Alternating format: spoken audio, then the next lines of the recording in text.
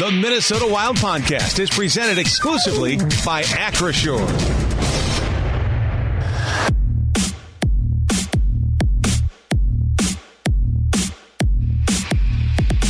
Well, overtime it is. It's going to be 3-on-3 sudden death. And you look at Minnesota right now in overtime this year, they have gone in 15 games 8-7. On 3-on-3, they're 5-4 in the 9 games they played. Dallas in the 9 games they played on 3-on-3, they are 7-2.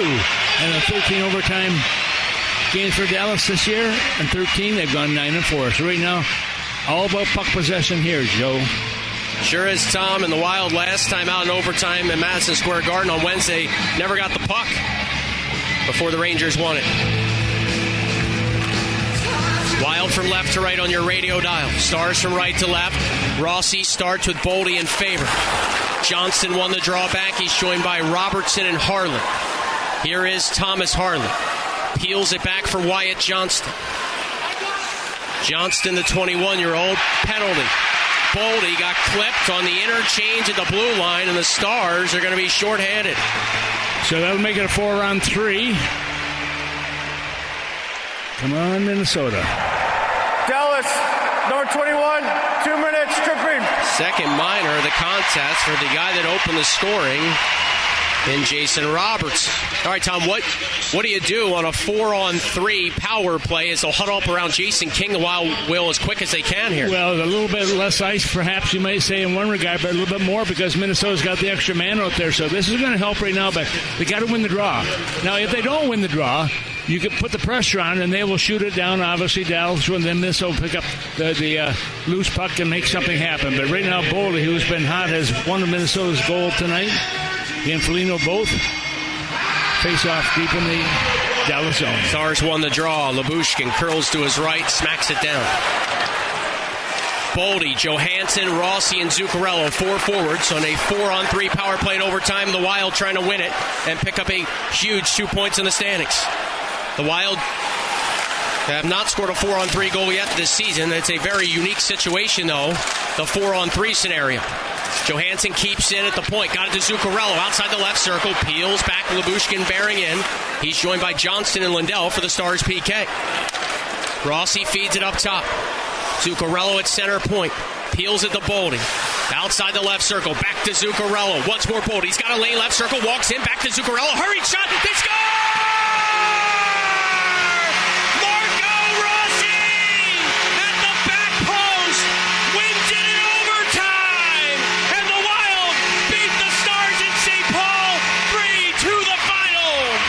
What a play by Minnesota. Just taking their time, to being patient with the two, but the veteran leadership being evident on the ice and how they move things. But right now, Gus getting congratulated as the team winds up and congratulate each other as well. Well-deserved 2 points here. It's been a tough road for Minnesota. They come back, and this building's not been kind to Minnesota, but they make it work tonight, Joe, and they walk away, or skate away, I should say, with 2 points. A huge, huge victory for Minnesota. Everybody at center ice right now, and Nordy right in the middle of it also, high-fiving everybody with a big Minnesota Wild flag. And the fans all in there, and they're not leaving. They're listening to the horn again.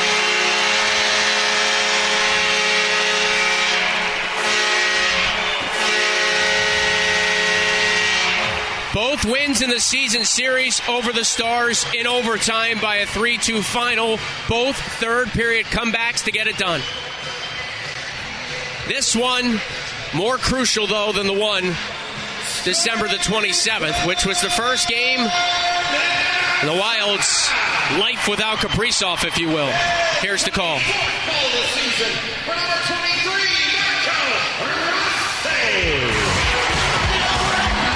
Assisted by number 36, Matt Zuccarello. And by number 12, Matt Boldy. Time of the power play goal, 58 seconds of the overtime period. Well, They got to win. We got to smile. At least we certainly have here. They got to win, and they worked hard for it. Dave Berner, look at the shots on that, Joe. 41-25 in this hockey game against the Dallas Stars, who are a very good hockey club. But as you pointed out before, they've been giving up a lot of shots. Eventually, that the bubble will break. Fourth time in the last 8 games, the Stars allow 40 or more. Ottinger shattered his stick in front of the Stars bench. The Lakeville, Minnesota native not happy. Unable to get the win in front of, I'm sure, many family and friends, again for him, at XL Energy Center. So the Wild, 42 wins, 91 points. They are now 6 points ahead of Calgary. The Flames have 2 games in hand, 1 head-to-head meeting coming, and the Wild hold the tiebreaker. Vancouver plays later tonight. I misspoke earlier, said they were idle. They play later tonight. They'll entertain the Golden Knights, who are in the second of a back-to-back. The Wild are 8 points clear of Vancouver, and they'll play them as well. Next up, the San Jose Sharks here at home. Yeah, and that's going to be a tough one also. There's no easy games anymore. Especially when you get to this point, because those guys who are not in the playoffs want to be the spoilers, and we saw that on that recent road trip. But that goal by Boldy, what's that? His 10th game-winning goal, plus he's got 2 goals that are decided in the shootout. So, Tom, the other day, John Hines was asked about the schedule. I just want to talk with you about this quickly. It's been game after game. It's been limited practice time. It's been condensed since Four Nations face-off. And he was asked about, how do you manage practice time, ice time, morning skates. And he said, we talked to the training staff. We talked to the players. The coaches get together. I just think it's big for the Wild to have a couple days off now. The road trip didn't go well. Emotional win here today.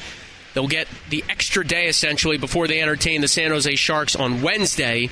Maybe that gives them a chance to reset, practice a little bit, start to feel better about their game. You agree? Yeah, I agree with that. The thing is also, Joe, when you win games, you want to come to the rink. You want to be a part of it. If you're not winning, you can't get far enough away from the rink. I can guarantee you that. Yeah. But the fact they've won this and put themselves in a nice position, because I've said before, it's hard to make up 5 points in a month.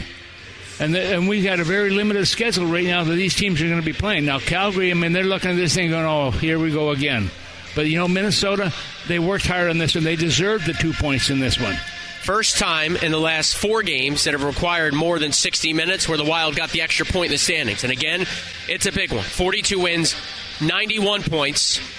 And they are in position now with a couple more wins down the stretch to really make it difficult on the teams chasing them in the non-playoff picture in the Western Conference. 4 games to go now that this one is complete here in St. Paul. Next up, the San Jose Sharks come to town. That contest, a 7:08 puck drop here in St. Paul on Wednesday night. Will Kaprizov return? Will Eriksson Ek return? Still no clear timetable for that. But for now, the Wild can rest a little bit easier with 2 points in the standings. They end their 4-game skid. And they pick up their 20th win at home, their 42nd overall.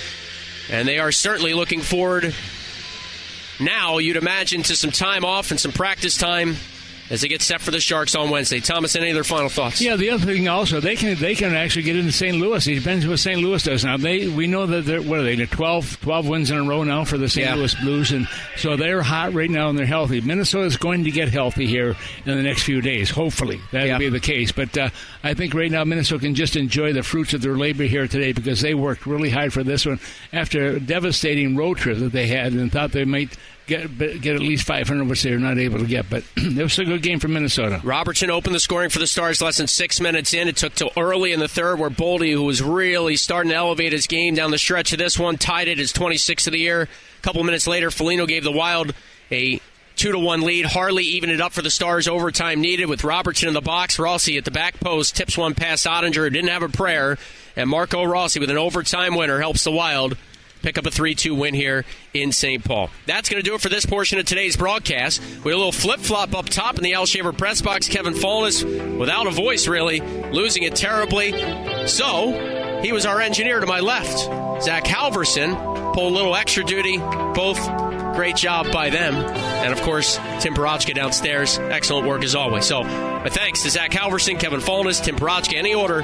Great work by all of them. And for Tom Reid, I am Joe O'Donnell signing off. The Wild, a much-needed victory. 3-2 the final in overtime over the Dallas Stars. We'll catch you Wednesday with the Sharks in town. Stick around for the post-game show. It comes your way next. You're listening to Wild Hockey, presented by XL Energy. For an extraordinary advantage in sports, you need a game plan. For an extraordinary advantage everywhere else, all you need is Acrisure. With a high-tech human approach to insurance, cybersecurity, and more, Acrisure helps you take care of what you care about. That makes winning easy. See what Acrisure's extraordinary advantage can do for you at Acrisure.com.